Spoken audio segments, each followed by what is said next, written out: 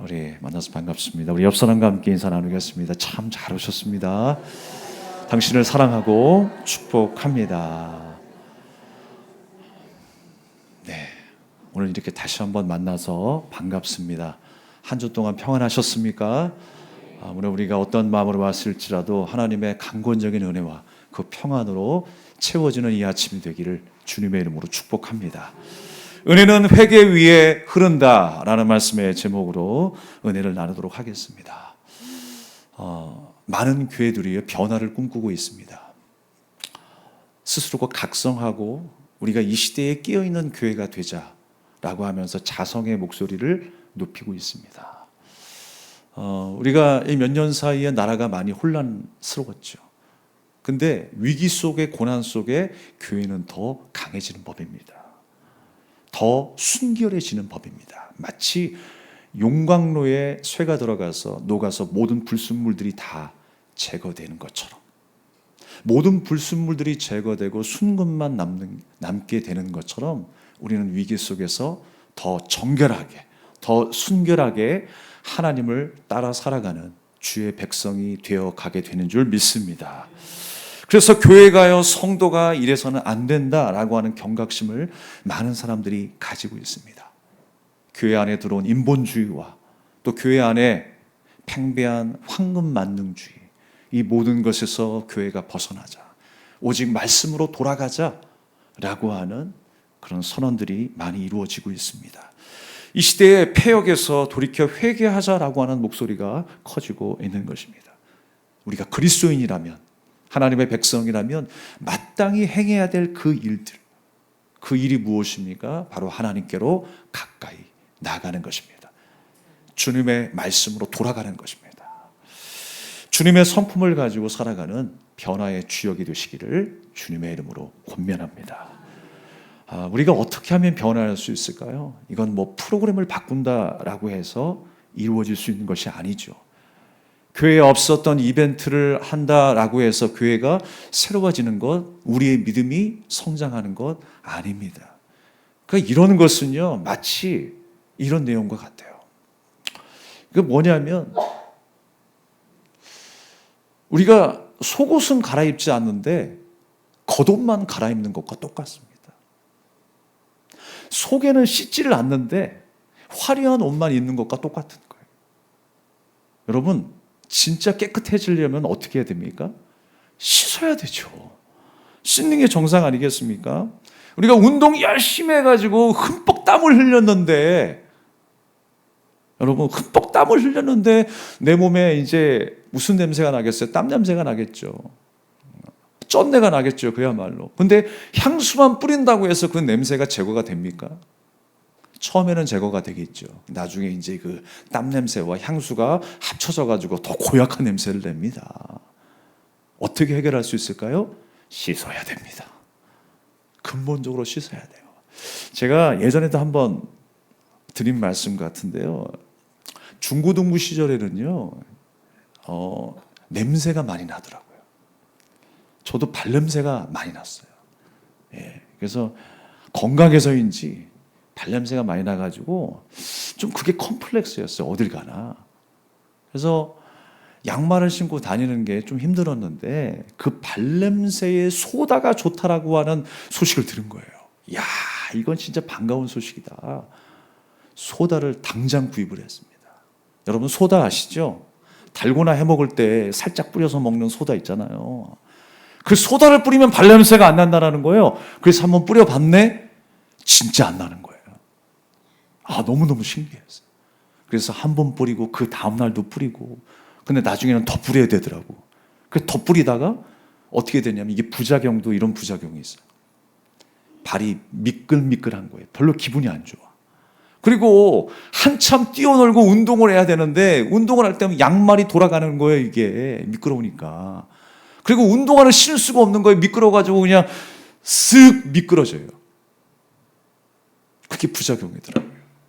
여러분, 이 문제를 어떻게 해결해야 될까요? 씻어야 돼요. 씻으면 간단하게 해결이 됩니다. 여러분, 우리 인생이 정말 새로워지기 위해서는요, 한 가지밖에 없어요. 하나님 앞에 회개하며 돌아가야 합니다. 말씀으로 돌아가는 길밖에 없어요. 그러면 우리는 새로워질 수 있습니다. 근본적으로 씻는 게 제일이라고 하는 것이죠. 우리의 삶의 진정한 회복과 평안은 어디에 있느냐? 바로 회개에 있다라는 거예요. 여러분 믿으시죠? 근데 그 회개가 어떤 회개여야 하는가? 제대로 된 회개. 함께 따라합니다. 제대로 된 회개. 여러분 무엇이 제대로 된 회개일까요? 속사람이 새로워져야 돼요. 주님 앞에 자복하고 통회함이 있어야 돼요. 꼭 눈물을 흘리려고 하는 것이 아니라 우리의 속사람을 주님 앞에 내어드려야 돼요. 그때 우리는 진정한 변화를 경험할 수 있게 되는 것입니다. 예전에는 팔이 삐게 되면 어디를 갔나요? 접고런이라는 곳을 갔습니다.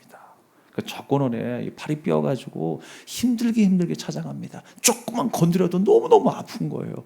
근데 갑자기 접고런 의사가 제 몸을 만집니다. 살살 다룰 줄 알았는데, 아기 다룰 것처럼 살살 다룰 줄 알았는데 갑자기 팔을 비틀더니만 사정없이 누르는 거예요. 고성을 질러댑니다. 이제는 좀 그만 눌렀으면 좋겠는데 더 강력하게 누릅니다. 하는 순간에 어떤 소리가 들려요. 우두두두. 이거 부러지는 거 아니야? 그런데 그때요, 저도 모르게 평안함이 밀려옵니다. 평안함이 밀려오기 시작해요. 왜 그럴까요? 뼈가 맞춰졌기 때문에, 제자리를 찾았기 때문에, 회복이 되었기 때문에 평안한 거예요. 우리 영적인 삶도 마찬가지입니다. 여러분, 우리의 자리가 어떤 자리였어요? 하나님과의 바르고 거룩한 자리가 어떤 자리였습니까? 성경은 우리에게 말씀하고 있어요. 하나님과 나와 아버지와 아들 사이래요. 부모와 자녀 사이라는 거예요. 아버지와 딸 사이라는 거예요. 그리고 상정과 종의 관계라는 거예요. 친구 관계라는 거예요. 신랑과 신부의 관계라는 거예요. 그 바른 관계가 되어졌을 때에 우리는 행복할 수 있는 거예요. 여러분, 이 자리에서 이탈하지 마십시오.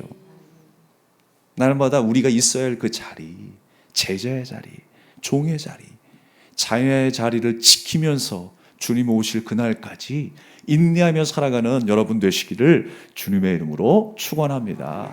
우리가 가장 행복하고 가장 평안함을 누릴 수 있는 자리가 그 자리인 거예요. 다시 말해서 말씀의 자리, 성령이 주권을 가지시고 우리를 다스리시는 그 은혜의 자리, 우리는 그 자리를 이탈해서는 안 되는 것입니다. 회개라고 하는 것이 그렇습니다. 우리가 회개하면 평화가 찾아오는 거예요. 회개는 무엇입니까? 다른 말로 하나님께로 우리의 인생의 방향을 돌리는 것입니다. 관계를 회복하는 거예요. 하나님께서 나의 마음과 나의 삶을 다스리기를 원하고 내 삶의 주권을 하나님 앞에 돌려드리는 것, 그게 바로 회개 아니겠습니까? 왜 우리가 회개할 때 그 평안이 찾아올까요? 하나님이 완전하신 분이기 때문에 그래요. 이 세상은 다 불완전합니다. 사람도 불완전합니다.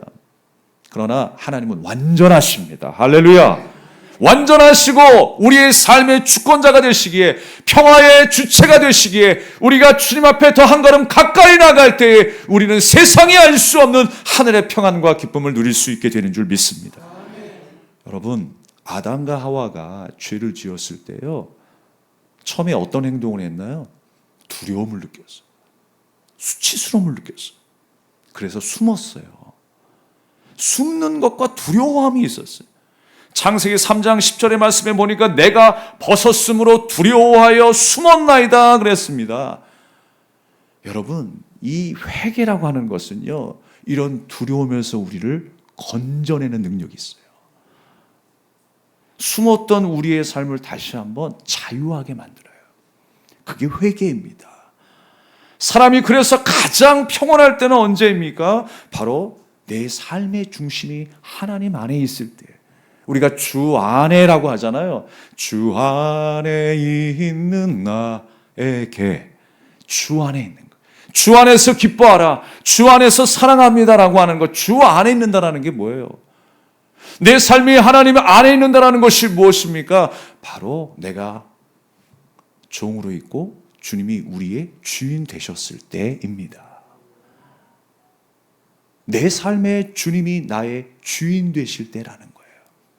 주 안에 있을 때 우리는 가장 완전할 수 있는 것입니다. 오늘도 우리는요, 우리의 주인 되신 하나님을 예배하기 위해서 이 자리에 모였습니다. 아침 일찍부터 씻고 화장을 하고 옷매무새를 가다듬고 모든 시간을 뒤로하고 하나님 앞에 나왔습니다. 사무하는 마음으로 주님 앞에 나왔습니다. 내 삶을 드리기 위해서 나왔습니다. 동의하십니까? 하나님께서 오늘 이 시간 그 나의 마음을 받으시기를 원하세요. 우리의 주인 되신 하나님을 예배할 때 우리가 그냥 하나님 앞에서 종된 모습을 코스프레하기 위해서 이 자리에 온 거 아니잖아요. 나는 주님의 자녀입니다, 성도입니다, 코스프레하기 위해서 이 자리에 모인 거 아니에요. 진짜 종이 되기 위해서 이 자리에 모였어요. 진짜 자녀가 되기 위해서 이 자리에 모였어요. 진짜 내가 예배자가 되기 위해서 이 자리에 모인 줄로 믿습니다. 그 하나님과의 바른 관계 속으로 그 하나됨을 향하여 우리는 이 자리에 모이게 된 것입니다.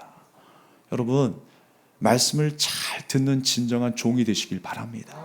종은 주인의 음성을 잘 듣죠. 양은요, 목자 되신 그 예수님의 음성을 잘 듣는 사람이에요. 그 목자의 양은 그렇습니다. 자기 주인의 음성을 잘 알아들어요. 말이 아니어도 신호 하나만 삑 소리를 내도 아, 나의 목자구나 라고 알아듣는다라는 거예요. 그래서 작은 소년이 수백 마리의 양을 인도해도 따라가는 거예요. 자기 목자의 음성을 알기 때문에. 여러분, 우리는 예수님의 말씀을 따라가는 주님의 양입니다. 그 목자의 음성을 따라 살아가는 것, 그래서 그 목자의 음성에 순종하는 종으로 우리는 살아가야 하는 것입니다. 그리고 형제 자매 간에도 마찬가지예요. 서로가 서로를 섬기는 종이 되십시오. 예수님 앞에 내가 종으로 산다라고 하면 그 모습이 우리의 삶 가운데도 나타나야 하는 거예요. 형제 자매 앞에서도 여러분 종이 되시길 바랍니다. 비아냥거릴 필요 없고요. 섬겨주십시오. 높아지려고 하지 마시고요. 그냥 낮아지십시오. 상대방의 말이 나의 말보다 앞서게 하십시오. 나보다 남을 낮게 여길 수 있는, 제가 항상 강조하죠. 낮게가 아니라 낮게. 무슨 의미인지 아시죠? 나보다 항상 더 높여줄 수 있는 우리의 관계가 돼야 하는 것입니다. 그때 우리는 진정으로 하나님의 말씀 안에 들어가는 삶이 되는 거예요. 하나님과의 관계가 회복되는 순간을 맞이하게 되는 줄로 믿습니다. 오늘 그 하나님과의 관계 회복이 이루어질 때 평화가 찾아온다는 것을 말씀을 통해서 우리는 알 수가 있습니다. 탕자가 집 밖으로 나갈 때는요, 하나님의 품 안에서 떠나는 거였어요. 아버지의 품 안에서 떠나는 것처럼. 여러분, 아버지의 품을 떠난다라고 하는 것을 뭐라고 상징적으로 우리에게 말씀하시냐면 그건 곧 죽음이라고 하는 것을 말씀하시는 거예요. 그냥 먹을 게 없어서 배고픈 정도가 아니라 죽을 지경에 이른 그 한 사람을 우리에게 보여주고 있는 거예요. 아무것도 없는. 그런데 아버지께로 돌아왔을 때 여러분 어떤 일이 일어납니까? 잔치를 배설합니다. 이 잔치라고 하는 것은요, 정말 기쁜 일이죠. 한 영혼이 돌아왔을 때, 하나님 앞에 돌아왔을 때 하늘나라에서는 잔치가 벌어집니다. 하나님이 기뻐하시는 일을 내가 했었을 때 하늘에서는 잔치가 벌어진다니까요. 내 삶을 통하여 예수 그리스도의 섬김이 나타나는 그 순간에 잔치가 벌어지는 거예요. 그만큼 기뻐할 일이라고 하는 것입니다. 여러분, 아들이 돌아왔을 때 아버지가 행한 일이 바로 잔치를 벌인 일이었어요. 또 새롭게 옷을 지어 입혔어요. 가락지를 끼웠어요. 완전한 회복 아닙니까? 기쁨의 회복 아니겠습니까?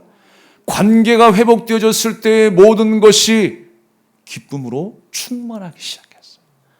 여러분, 하나님의 영이 우리를 다스리고 우리가 주님의 말씀 안에 들어가는 그 순간에 우리의 삶은 이러한 기쁨으로 충만하게 된다라고 하는 것입니다.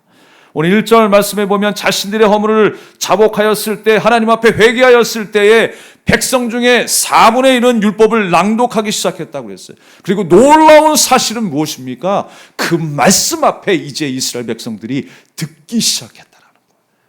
귀를 열어서 다시 한번 듣기 시작했다. 여러분, 우리 인생 가운데 가장 놀라운 사건은요, 하나님의 말씀이 들려지기 시작했다라는 거예요. 그 말씀이 다른 사람의 말씀이 아니라 나의 말씀으로 들어오기 시작했다라는 거예요. 여러분, 오늘 선포되는 이 말씀도 사람의 말이 아니라 하나님의 음성으로 들으시기 바랍니다. 그리고 똑같은 말씀이라 할지라도, 똑같은 주제라 할지라도 각자의 삶 가운데에 가지치기를 해서 나에게 이런 말씀으로, 저에게 저런 말씀으로 임하게 되는 하나님의 음성, 하나님의 세미한 음성을 듣고 돌아가는 기적의 아침이 되기를 주님의 이름으로 축원합니다. 사랑하는 여러분, 그 율법이 낭독되기 시작했어요. 그리고 그 율법을 듣기 시작했다는 거예요. 그때 일어나는 것이 무엇이었습니까? 회개와 자복이었어요. 주님께로 돌아가는 일들이 다시 한번 일어나기 시작했어요. 그래서 한 일이 뭐예요? 여호와 하나님을 경배했다라고 했어요. 여호와 하나님을 찬양하기 시작하는 거예요. 백성들은 에스라를 초청하여 율법을 들었습니다. 이유는 무엇이었습니까? 15년 전에 있었던 그 황폐했던 예루살렘에 와서 개혁을 주도했던 사람이 바로 에스라였기 때문이었습니다. 그 에스라의 말씀을 들으면서 회개했던 사람들이었습니다. 또 함께 울던 사람들이었습니다. 그런데 15년 만에 다시 모인 거예요. 여러분, 15년 동안에 어떤 일이 있었습니까? 물질적으로, 경제적으로, 정치적으로 어렵고 힘든 시험의 나날들이었어요. 그러다 보니까 이스라엘 백성들의 신앙이요, 롤러코스터를 타는 거예요.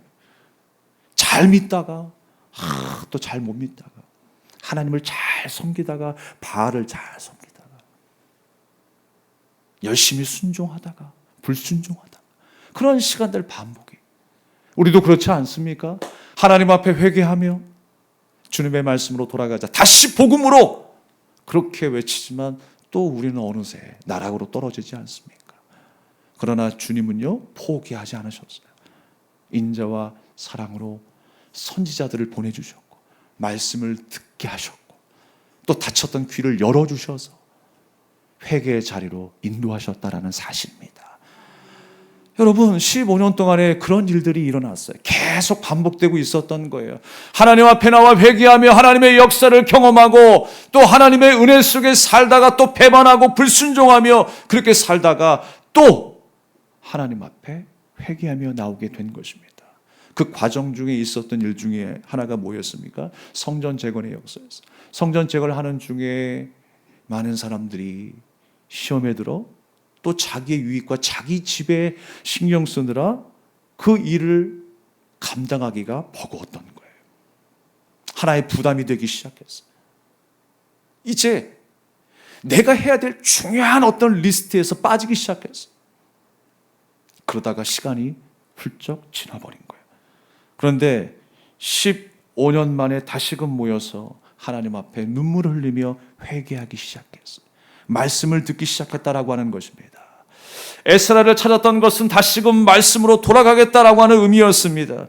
부흥이 있는 곳에서는 항상 뭐가 있습니까? 말씀의 부흥이 있어요. 여러분, 말씀을 가까이 하시기 바랍니다. 괜히 성경 읽으라고 하는 게 아니에요. 괜히 성경 녹음하라고 하는 게 아니에요. 해보신 분들은 알잖아요. 하나님의 말씀이 살아있다라는 것을 우리가 느낍니다. 세상의 그 어떤 단 음식보다 단 것이 바로 하나님의 말씀이라는 것을 우리는 잘 알게 됩니다. 여러분, 말씀을 사랑하시기 바랍니다. 빼앗겼던 성전과 약속의 땅으로 돌아간 그 이스라엘 백성들, 그 순간만큼은 사실 엄청난 감격이었을 거예요. 그러나 정작 돌아왔을 때 상처뿐인 영광이었습니다. 비참함 그 자체였습니다. 경제적으로, 정치적으로 너무나 어려운 상황이었습니다. 그러한 시간들이 15년 동안 지연되는 가운데에 그들의 믿음도 나락으로 떨어지게 되었습니다. 성전에 대한 열망도 사라지게 되었습니다. 자신의 집을 짓는 데만 몰두하고 있었습니다. 그런데 다시 돌아가자라는 거예요. 그래서 이루어진 일이 무엇입니까? 52일 만에 느헤미야를 통하여 성벽이 재건되는 역사를 경험하게 되는 것입니다. 오늘 이스라엘 백성들은 다시 한번 이 모세의 이름을 10번이나 언급합니다. 모세, 모세. 하나님께서 모세와 함께 하셔서 이스라엘 백성들을 출애굽하게 하시고 모세를 통하여 광야에서 먹이시고 그 수많은 일들을 다시 한번 기억해내요. 이스라엘이 범죄하였을 때 하나님이 어떻게 하셨고 이스라엘이 다시 한번 회개하여 돌아갔을 때 하나님께서 어떤 은혜를 베푸시고 인도하셨는지를 다시금 기억하기 시작합니다. 그래서 여러분 느헤미야의 핵심적인 주제는 무엇이냐? 하나님의 백성으로서의 회복입니다. 회복이에요. 여러분 우리도 회복해야 합니다. 믿음을 회복하십시다. 가정이 회복되어야 합니다. 우리 안에 메마른 사랑이 회복되어야 하는 것입니다. 어느새 사라진 섬김이 회복되어야 하는 것입니다. 희생과 헌신이 회복되어야 할 줄로 믿습니다. 가장 중요한 사실이 뭐라고 그랬어요? 하나님의 말씀을 듣기 시작했다. 여러분 내가 왕이 되면요 남의 말이 들리지 않습니다. 내 고집이 점점 강해질수록 다른 사람들의 말은요 별로 중요하지 않게 여기게 돼요. 하나님의 말씀은 뭐 다른 줄 아십니까? 아닙니다. 우리 마음이 강팍해지면서 고집이 세면서 교만해지면서 하나님의 말씀이 점점 희미해지기 시작해요. 그래서 우리는요 항상 경각심을 가져야 할 때가 언제냐면 내 마음에 별로 감동도 느껴지지 않아요. 메마른 심령이 되고 마음이 강팍해지고 갱년기를 이야기하는 게 아닙니다. 우리 신앙의 갱년기가 왔을 때 우리는 다시 한번 돌아봐야 돼요. 내가 말씀에서 너무 멀어지지 않았는가? 하나님 안이 아니라 하나님 밖에 있지 않나? 내가 원하는 대로 신앙생활하고 있지 않나? 다시 한번 나 자신을 돌아볼 수 있길 바랍니다. 변화와 부흥은요 기관을 통해서 먼저 이루어지는 것이 아니라 나 자신을 통해서 먼저 이루어져야 돼요. 내가 먼저 하나님 앞에 꼬꾸라지는 것이 부흥입니다. 그래서 여러분 우리는 항상 그렇게 느끼잖아요. 저도 항상 그런 생각을 합니다만 어떤 말씀이 선포되어졌을 때 이 말씀은 어느 누구가 꼭 들었으면 하는데 우리 가족 중에 우리 구역 식구 중에 정말 내가 좀 별로 못마땅하게 생각하는 어떤 한 사람이 들었으면 좋겠는데 라는 생각을 해요. 그러나 다시 한번 강조해서 여러분께 말씀드립니다. 그 말씀이 내 귓가에 들려진 이상 그 말씀은 누구에게 주신 것이다? 내게 주신 것이다. 그렇게 받는 자에게 복이 있는 것입니다. 내가 먼저 회개의 대상인 거예요. 내가 먼저 하나님의 말씀으로 더 가까이 나가야 하는 것입니다. 우리가 하나님과 그 관계가 회복되었을 때 그 감격과 기쁨이라고 하는 것은 말로 표현할 수 없는 것이죠. 우리가 같은 눈물을 흘려도요 그 눈물의 성분이 다 다르다고 하잖아요. 그 눈물의 의미도 다 달라요. 사실 생각해 보세요. 우리가 싸움이 나가지고 누가 나를 한 대 때렸을 때 눈물이 났는데 여러분 그 눈물보다 더 뜨거운 눈물이 뭘까요? 여러분 다 어렵게 사셨잖아요. 나의 어려운 시절을 이야기하면서 그 고통을 나누면서 함께 위로할 때 흘리는 눈물이 있어요. 얼마나 그 눈물이 뜨겁겠습니까? 고생하는 것이 서러워서 감정에 복받쳐서 그냥 눈물이 툭 터져 나오잖아요. 얼마나 뜨거운 눈물이겠냐고요. 그런데 그보다 더 뜨거운 눈물이 있습니다. 나를 향하신 하나님, 죄 가운데 죽었던 나를 살리시고 나를 건지시고 나를 안아주시고 회복시키셔서 영원한 하나님의 백성 삼으신 그 하나님의 은혜가 내게 경험되어졌을 때 그 흘리는 눈물은요 말로 형용할 수가 없는 거예요. 그 눈물은 내 문자로 표현할 수가 없는 거예요. 여러분 그 은혜를 사모하시기 바랍니다. 어떻게 우리가 표현할 수 있겠습니까? 내가 원래 어떤 자리에 있었는가? 내가 원래 어떤 사람이었는가? 누구보다 여러분 나 자신을 잘 알잖아요. 남이 나를 보는 것과 내가 나 자신을 보는 것과 다르잖아요. 그런데 하나님께서 그런 나를 불러주셨어요. 제자 삼아주셨어요. 얼마나 감사한 일입니까?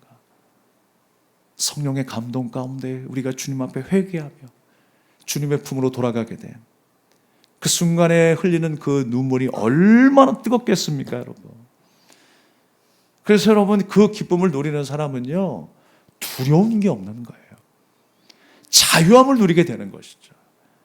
회개하며 하나님의 품으로 돌아가 하나님과 나 사이의 그 관계를 온전하게 회복하는 순간을 맞이하게 되는 것입니다. 다시 한번 말씀드리면 신랑과 신부의 관계, 종과 상전과 종의 관계, 아버지와 자녀의 관계, 친구의 관계를 회복하는 거예요. 여러분, 주님께서 우리를 어떤 자리에 맡겨주셨다고요? 제자의 자리에, 종의 자리에, 자녀의 자리에, 신부의 자리에 서라고 우리를 맡겨주셨어요. 그 자리 평생 동안 여러분 이탈하지 마시길 바랍니다. 생명이 다하는 그날, 호흡이 다하는 그날까지 우리에게 맡겨주시는 자리는 바로 그 자리예요. 그게 우리의 사명이에요. 거룩한 신부로 사시길 바랍니다. 주님의 제자로 사십시다. 섬기는 주님의 모습처럼 잘 섬기십시다. 우리가 있어야 할 자리라고 하는 것입니다. 그래서 여러분, 이 하나님과의 관계가 회복된다라고 하는 것은요, 특별한 의미가 있어요. 그 구체적인 것을 제가 세 가지로 좀 말씀드리려고 합니다. 첫 번째는 뭐냐면요, 사망에서 생명으로 옮겨졌다라는 거예요. 그게 바로 하나님과의 관계가 회복됐다는 의미예요. 로마서 6장 23절의 말씀에 보면 죄의 삭슨 사망이라고 그랬습니다. 우리는 그 사망에 있었어요. 그런데 그 사망에서 우리를 건져내어 주셔서 우리가 하나님과 연합하게 되었어요. 생명으로 연결된 거예요. 끊어졌던 관계가 다시금 하나님과 연결되었어요. 우리 하나님이 생명의 근원 아니십니까? 그 생명과 내가 연결된 거예요. 15절의 말씀에 보면 광야에서 굶주림으로 고통당하고 있던 조상들에게 양식을 주시고 목마를 때 반석에서 물을 내게 하셨다라고 했어요. 생명을 이어가게 하셨죠. 누가요? 하나님이요. 그 하나님께서 이스라엘 백성들의 생명을 이어가게 하셨어요. 우리의 생명을 이어가게 하신 분이 하나님이세요. 영생을 주신 분이 하나님이세요. 사망에서 생명으로 옮겨진 것, 그것이 바로 회개의 자리, 하나님과의 관계의 회복의 자리인 줄로 믿습니다. 25절의 말씀에 보면요, 이게 생명의 풍성함의 이 기쁨을 누리는 것이라고 우리에게 말씀하고 있습니다. 말씀의 내용을 보면 견고한 성읍들을 점령하고 우물과 포도원과 감람원과 허다한 과목을 차지하여 배불리 먹어 살찌고 주의 큰 복을 즐겼다라고 이야기합니다. 여러 가지 열매를 이야기하고 땅의 풍성함을 이야기하고 자손의 번성함을 이야기하는 것은 무엇을 뜻하냐면 하나님의 풍성한 사랑을 우리에게 의미하는 거예요. 하나님의 풍성한 사랑. 그 풍성한 사랑이 무엇입니까? 바로 생명입니다. 생명의 주관자 되신 그 하나님께서 우리와 연합하게 될 때 우리는 죽음에서 생명을 이어받은 주님의 믿음의 장자가 된 줄로 믿습니다. 두 번째로는요, 하나님과의 바른 관계는 무엇입니까? 하나님과의 관계 회복은 감정적인 차원을 넘어서 아버지의 뜻을 따르는 사람이 되었다라는 거예요. 여러분, 하나님과의 관계가 좋으십니까? 그러면 나의 뜻이 아니라 아버지의 뜻을 따르는 자로 사십시오. 아버지의 뜻을 따르는 자가 진짜 관계가 회복된 사람이에요. 로마서 8장 15절의 말씀을 우리가 한번 다 같이 읽어보겠습니다. 로마서 8장 15절 시작. 너희는 다시 무서워하는 종의 영을 받지 아니하고 양자의 영을 받았으므로 우리가 아빠 아버지라고 부르짖느니라. 아멘. 종의 영을 받지 않았대. 그러니까 세상의 종이 아니라 나는 이제 하나님의 종이 되는 거예요. 세상의 자녀가 아니라 하나님의 자녀로 살게 된 것입니다. 그러니까 우리는 이제 아버지 하나님의 뜻을 따르는 자가 되어야 하는 것입니다. 16절의 말씀에도 조상들이 교만하고 목을 굳게 하여 명령을 거역하며 스스로 한 우두머리를 세우고 종되었던 그 자리로 돌아가자라고 했습니다. 그 사실을 백성들이 지금 기억해내는 거예요. 야, 우리가 스스로 왕을 세우고 그 하나님의 명령을 거역하면서 목을 굳게 세웠을 때에 하나님께서 어떤 심판을 내리셨느냐. 우리가 어떤 지경에 이르게 되었느냐. 그때 그런 일이 있었잖아. 우리 이제 다시 그러면 안 돼! 라고 지금 결단하고 있는 거예요. 하나님의 뜻을 따르기로 다시 한번 주님 앞에 회개하고 있는 거예요. 마지막 세 번째로는요, 관계가 회복되었다는 것은 무엇입니까? 용서와 사랑을 경험했다는 거예요. 용서와 사랑을. 여러분, 용서받은 사람이 또 용서할 수 있죠. 사랑받은 자가 사랑할 수 있죠. 원수까지도 사랑한다는 게 여러분 이해가 되세요? 어떻게 원수를 사랑해? 원수는 원수지. 그런데요, 이것을 먼저 생각해야 돼요. 하나님 앞에서 내가 뭐였어요? 내가 뭐였어요? 원수였다니까요. 죄가 있으면 하나님과 원수가 되는 거예요.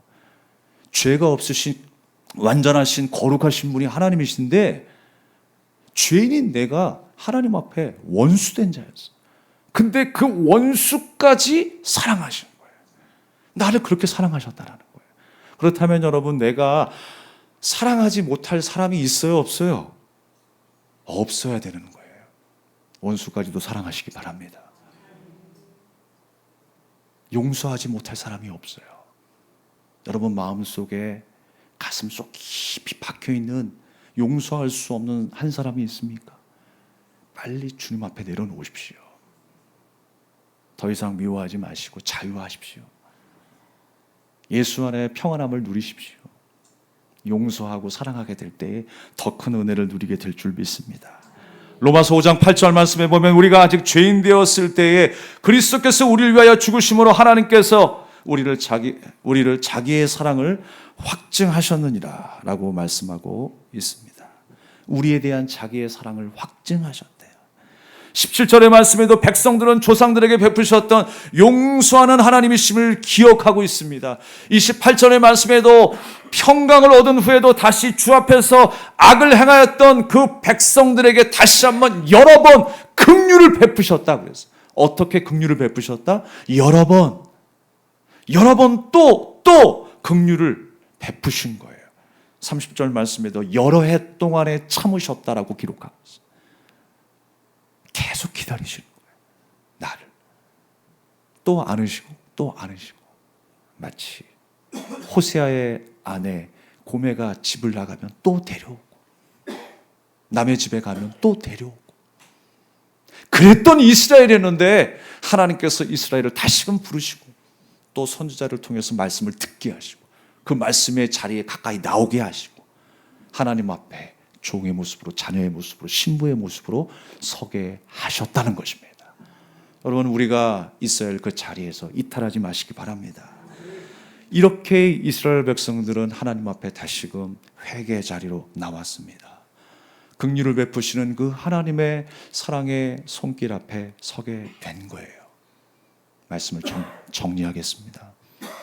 그러면서 여러분, 어떤 행위를 하였습니까?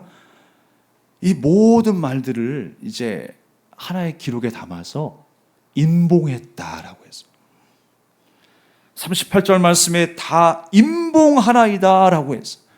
여러분, 인봉했다라고 하는 의미가 무엇입니까?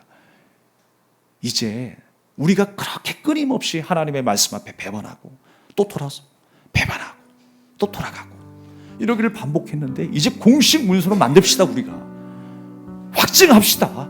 도장 찍고 하나님 앞에 믿음으로 결단해서 이제 우리가 더 이상 죄 가운데 살지 아니하고 하나님의 말씀 앞에 순종하는 아름다운 관계 속에서 살아가는 거룩한 백성이 됩시다.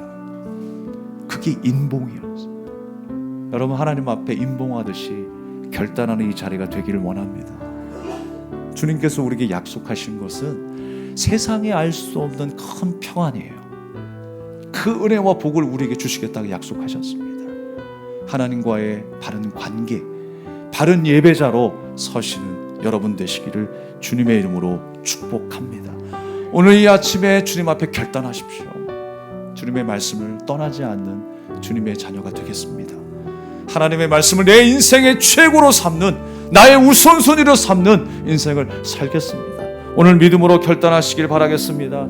사랑하는 여러분, 우리가 왜 이렇게 또 회개해야 될까요? 구원받을 때 우리가 회개하면 그걸로 끝난 거 아닐까요? 왜 자꾸만 회개를 강조할까요? 여러분, 구원을 다시 얻기 위한 회개가 아니에요. 하나님과의 그 아버지와의 친밀한 관계를 회복하기 위한 회개인 거예요.